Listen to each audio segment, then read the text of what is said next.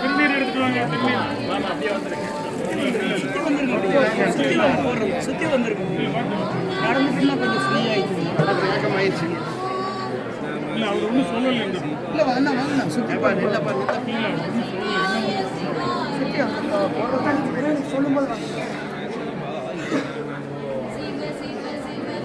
பூ வச்சுக்க கொஞ்சம் தள்ளி, பூ வச்சு கொஞ்சம் தள்ளி சுற்றி வர்றதுக்கு வழி விடுங்க. இருங்க கொஞ்சம் வெயிட். ஆசை கீதமாக